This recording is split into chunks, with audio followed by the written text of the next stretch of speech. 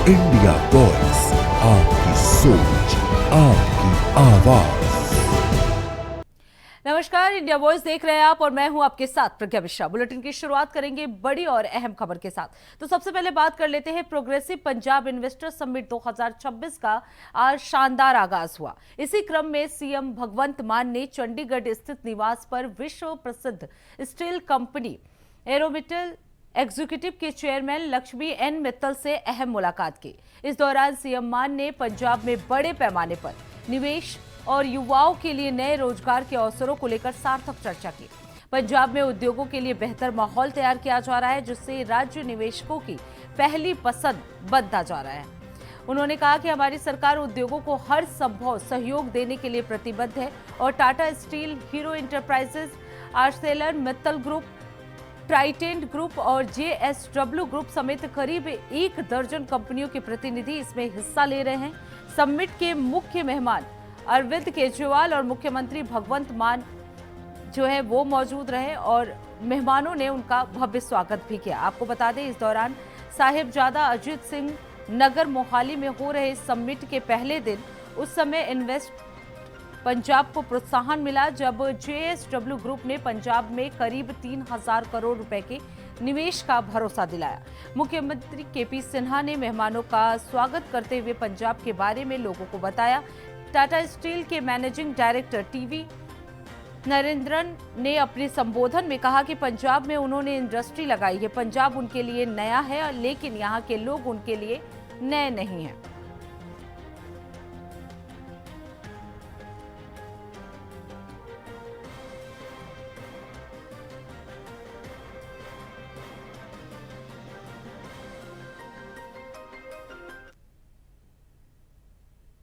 अब रुक कर लेते हैं अगली खबर की। मुरादाबाद में आज अलविदा जुमा मनाया जा रहा है। इसे देखते हुए प्रशासन जो है वो पूरी तरह से अलर्ट हो गई है और शहर में सुरक्षा व्यवस्था के कड़े इंतजाम किए गए हैं। नमाज के दौरान कानून व्यवस्था बनाए रखने के लिए पुलिस ने शहर के कई इलाकों में फ्लैग मार्च किया। प्रशासन को उम्मीद है कि मस्जिदों में बड़ी संख्या में नमाजी नमाज अदा करने के लिए पहुंचेंगे, इसलिए अतिरिक्त पुलिस बल तैनात किया गया।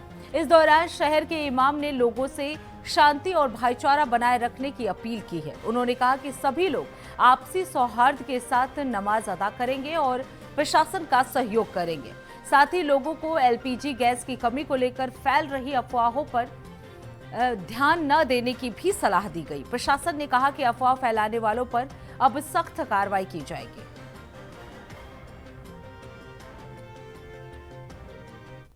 जुमा अलविदा के सिलसिले में बहुत सारे हजरात के मोबाइल पर फ़ोन आए इसको मालूम करने के लिए कि जुमा अलविदा कब रहेगा। तो जुमा अलविदा 13 मार्च 2026 को इंशाल्लाह जुमा अलविदा रहेगा। इसलिए कि अगला जुमे में हो सकता है ईद हो जाए 20 मार्च को, उस दिन जुमा है, तो इसलिए इस एहतियात को देखते हुए 13 मार्च को अलविदा का ऐलान किया गया। तो जैसे कि हमला जी शहीद हो गए, उसको लेकर प्रोटेस्ट के लिए ऐसी कोई बात सुनने में नहीं, इस तरह का कोई प्रोटेस्ट हमारी जामा मस्जिद से किसी का कोई ऐलान नहीं है और ना ही हमारे इल्म में अभी तक इस तरह की कोई बात आई है। अब रुक कर लेते हैं अगली खबर की। रायबरेली के शिवगढ़ थाना क्षेत्र के कुम्हरा गांव में जमीनी विवाद के चलते दो पक्षों के बीच खूनी संघर्ष हो गया। आपको बता दें, इस दौरान दोनों पक्षों ने लाठी डंडे और ईंट पत्थर चलाकर एक दूसरे पर हमला किया, जिससे गांव में भय का माहौल फैल गया। इस झड़प में लगभग 9 लोग घायल हो गए हैं। वहीं सूचना मिलने पर डायल 112 की टीम जो है वो मौके पर पहुंची और सभी घायलों को तत्काल शिवगढ़ सीएचसी में भर्ती कराया गया। पुलिस ने मौके पर पहुंचकर स्थिति को नियंत्रित किया है और मामले की जांच शुरू कर दी है। घटना ने स्थानीय लोगों में चिंता और डर बढ़ा दिया है। प्रशासन ने दोनों पक्षों को शांत रहने और कानून का पालन करने की चेतावनी दी है।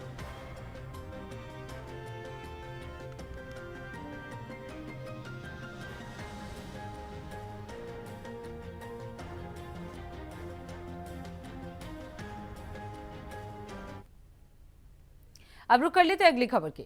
मथुरा में एक शादी समारोह उस समय जंग के मैदान में तब्दील हो गया जब मामूली विवाद में अचानक हिंसक रूप ले लिया और मौके पर जमकर मारपीट शुरू हो गई। आपको बता दें, ये पूरा मामला थाना कोतवाली क्षेत्र के बीएसए रोड का बताया जा रहा है। जानकारी के अनुसार मथुरा जंक्शन के पास गोपाल नगर नगला चंद्रभान निवासी प्रमोद कुमार की पुत्री की शादी का कार्यक्रम चल रहा था।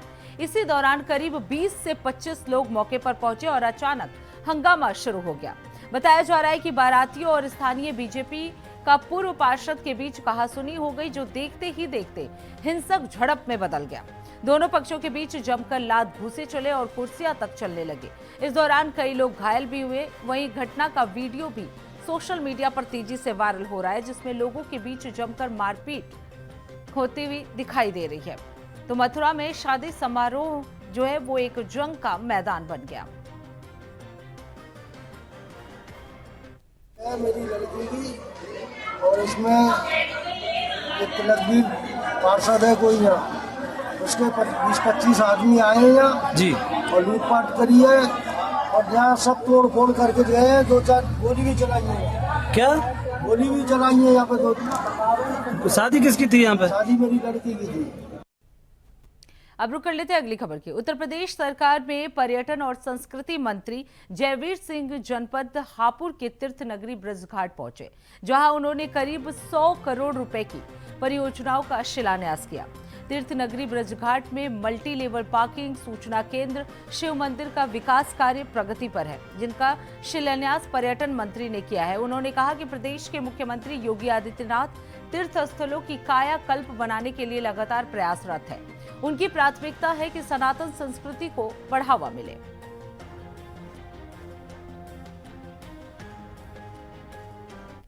योगी जी के नेतृत्व में जिस तरीके से सनातन संस्कृति, सनातन आस्था को सम्मान देते हुए उत्तर प्रदेश को विकास की बहुत तेज गति के रास्ते पे ले जाने का काम कर रही है, उसी के क्रम में चूँकि पश्चिमी उत्तर प्रदेश का ये बहुत ही महत्वपूर्ण आस्था का केंद्र है, आध्यात्मिक स्थल है।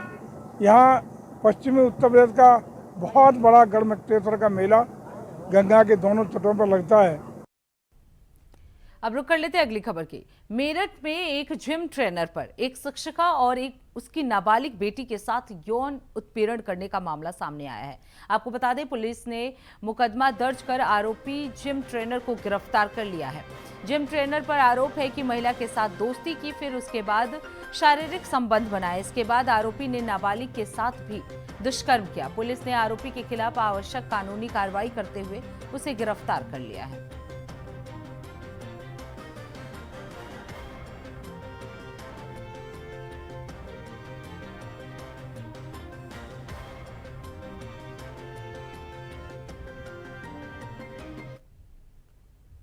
अब रुक कर लेते हैं अगली खबर की। खबर बाराबंकी के कोतवाली नगर क्षेत्र से है, जहां गैस सिलेंडर लेने गए दो पक्षों में जमकर मारपीट हुई। आपको बता दें, मौके पर मौजूद कई लोगों ने बीच बचाव करने की कोशिश की। दोनों पक्षों ने थाने में तहरीर दी है। गैस के लिए घंटों लाइन में लगे होने से पीछे होने को लेकर यह विवाद शुरू हुआ था। सिलेंडर के लिए लोग कई दिन तक इंतजार कर रहे हैं। मारपीट का ये वीडियो अब सोशल मीडिया पर तेजी से वायरल हो रहा है।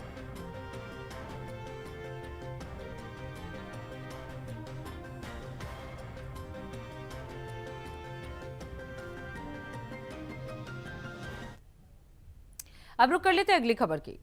साबरकांठा जिले में सनसनीखेज घटना सामने आई है। आपको बता दें, शामलाजी के पास एक एसएमसी टीम की गिरफ्त में आए गुजसी टोक मामले के आरोपी शाकाजी डांगी ने पुलिस हिरासत में भागने की कोशिश की है, जिस पर पुलिस ने आत्मरक्षा में फायरिंग की। गोली आरोपी के दाहिने हाथ में लगी है, जिसके बाद उसे घायल अवस्था में हिम्मतनगर सिविल अस्पताल में भर्ती कराया गया है। घटना की गंभीरता को देखते हुए अस्पताल परिसर को पुलिस छावनी में तब्दील कर दिया गया है। ए डिवीजन पीआई, एलबीआई और पीआई के साथ ही एसएमई के वरिष्ठ अधिकारी मौके पर पहुंचे। कड़ी पुलिस सुरक्षा के बीच आरोपी का इलाज जारी है।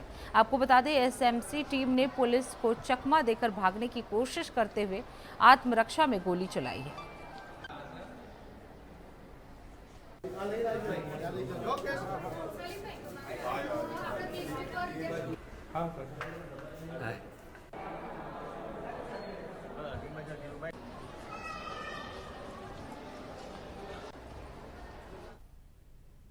अब रुक कर लेते हैं अगली खबर की। ईरान, अमेरिका और इजराइल के बीच चल रहे युद्ध का असर अब लोगों के रसोई तक पहुंच गया है।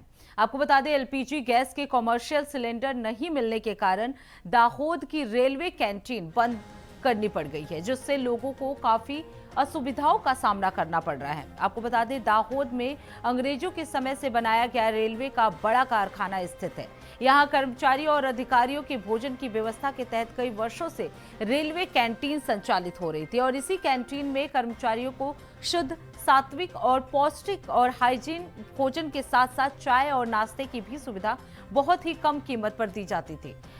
अगर दोपहर के भोजन की बात करें तो मात्र 30 रुपए की कीमत में कर्मचारियों को दाल, चावल, सब्जी, 5 रोटी, पापड़ और छाछ दिया जाता था, जिसका बड़ी संख्या में कर्मचारी लाभ उठाते हैं। लेकिन फिलहाल अमेरिका, ईरान और इजराइल के बीच चल रहे युद्ध के कारण देश भर में एलपीजी, सीएनजी और पेट्रोलियम उत्पादों की कमी की आशंका जताई जा रही है। इसके चलते लोगों में डर और पैनिक का माहौल देखा जा रहा है और कहीं इसे लेकर कई जगहों पर और घरों की रसोई में, रेस्टोरेंट, होटल, कैंटीन में एलपीजी सिलेंडर की कमी से लोग परेशान हो रहे हैं। अगर दाहोद की रेलवे की कैंटीन की बात करें तो यहाँ रोजाना 150 से अधिक कर्मचारी भोजन के लिए आते हैं, जो आसपास के इलाकों से आते हैं और खाने के लिए काफी हद तक इस कैंटीन पर निर्भर रहते हैं। लेकिन कैंटीन के बाहर लगे बोर्ड पर लिखी नोटिस गैस का सिलेंडर उपलब्ध न होने की वजह से कैंटीन बंद रहेगा पढ़कर कर्मचारियों में निराशा देखने को मिली है। लोगों की मांग है कि जल्द से जल्द गैस सिलेंडर की व्यवस्था की जाए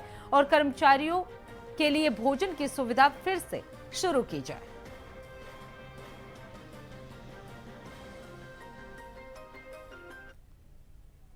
अब रुक कर लेते हैं अगली खबर की। रायबरेली में एलपीजी गैस सिलेंडर की निर्बाध आपूर्ति सुनिश्चित करने के लिए जिला प्रशासन पूरी तरह से एक्शन मोड में है। आपको बता दें, डीएम के निर्देश पर जिले में विशेष टीम गठित की गई है, जिन्होंने फील्ड पर जाकर गैस एजेंसियों का निरीक्षण किया। अधिकारियों ने एजेंसियों में सिलेंडर की उपलब्धता और माइन में आ रही किसी भी परेशानी के बारे में आम जनता से पूछताछ की।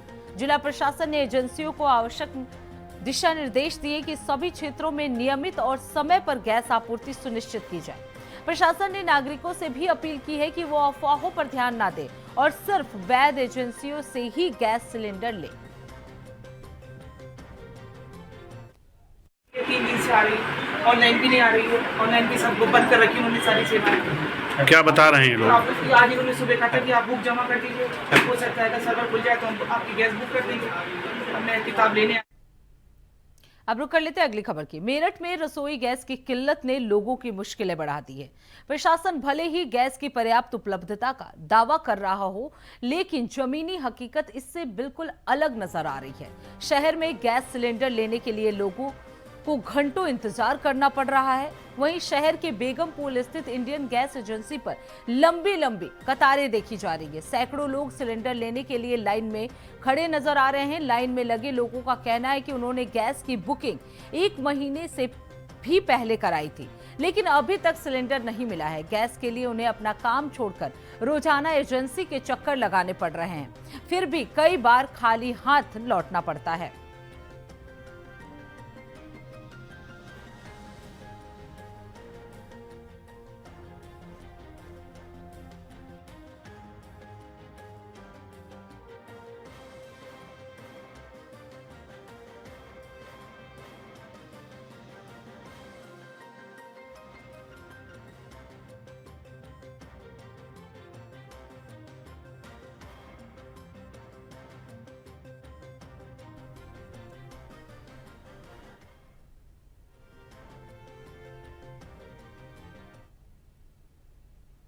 तो एलपीजी सिलेंडर के अफवाहों के बीच सुजाता शर्मा, जो कि ज्वाइंट सेक्रेटरी हैं, वो लोगों से ये अपील कर रही हैं कि इस तरह की अफवाहों पर ध्यान ना दें। और क्या कुछ कह रही है, चलिए आपको सुनाते हैं। हमारे मेजर अर्बन सिटीज़ और सेंटर में भी जो कमर्शियल उपभोक्ता हैं, भारत सरकार का ये प्रयत्न है कि वो भी जिनको अभी एलपीजी सप्लाई की वजह से जो दिक्कत का सामना करना पड़ रहा है, उन सभी उपभोक्ताओं से हमारी अपील है कि वो भी अपने लोकल एरिया के CGD network, city gas distribution network, या जो भी उनका डीलर है उससे बात करें और PNG कनेक्शन लें। रिटेल आउटलेट लगभग हमारे पास 1 लाख रिटेल आउटलेट पर no fuel dry situation has been reported. सभी पेट्रोल पंप्स पर पेट्रोल और डीजल पर्याप्त मात्रा में उपलब्ध है। आप सभी के माध्यम से मैं एक इंस्टेंस जो कल तमिलनाडु में हमारी दृष्टि में आया, आप सबके साथ साझा करना चाहूँगी। वहाँ पर एक रिटेल आउटलेट पर लूज़ कंटेनर में पेट्रोल लिया जा रहा था। आप सभी के माध्यम से मेरी ये गुजारिश है नागरिकों से कि इस तरह के कार्य करने से बचें। ये सेफ़ नहीं है और ये एडवाइजेबल भी नहीं है। उस रिटेल आउटलेट, उस पेट्रोल पंप पर एक्शन लिया गया है और उसको सस्पेंड कर दिया गया है।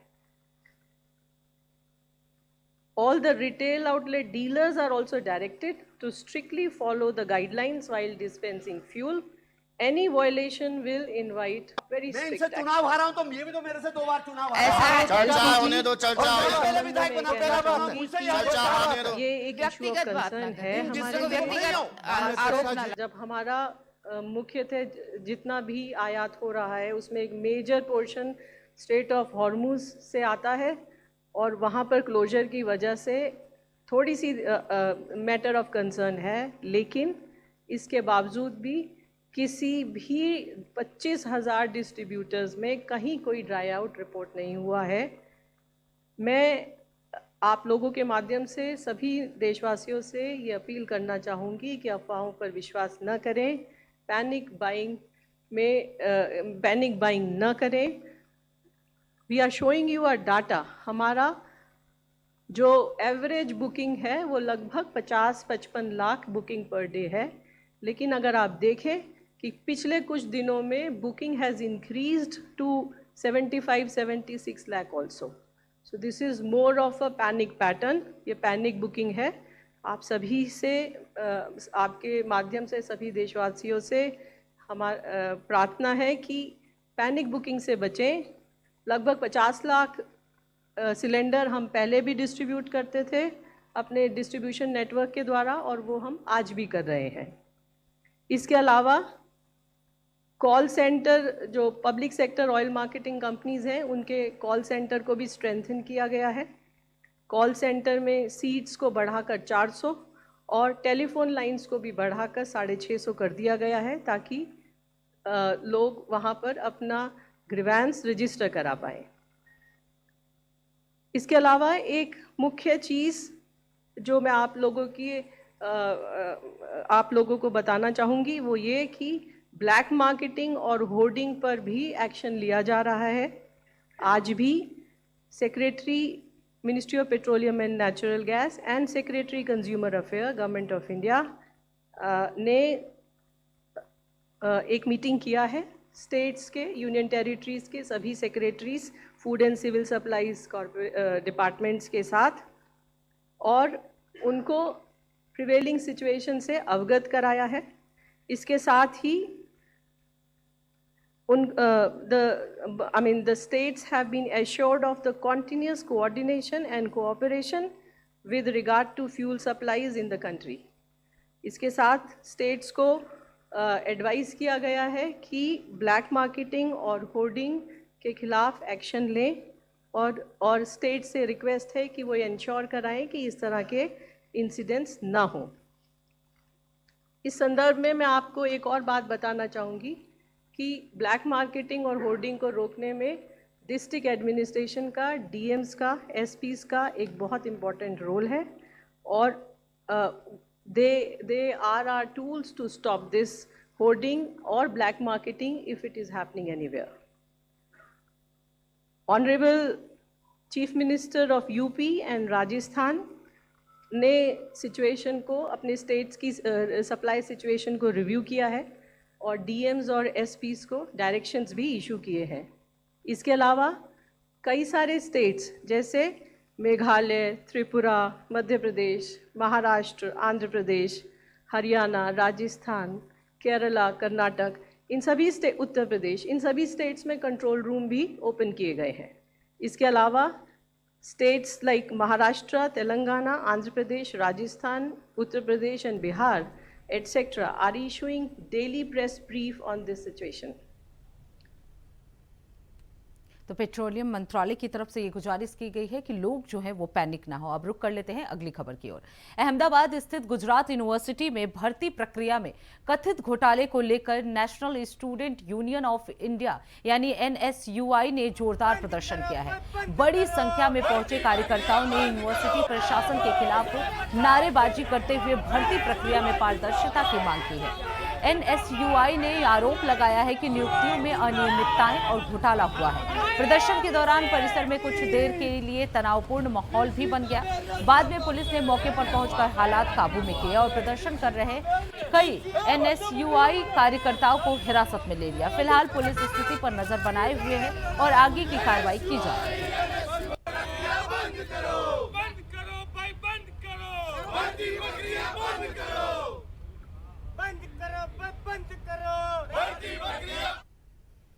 तो इसी के साथ इस बुलेटिन में बस इतना ही। देश दुनिया की तमाम बड़ी खबरों के लिए देखते रहिए इंडिया वॉइस। तब तक के लिए नमस्कार।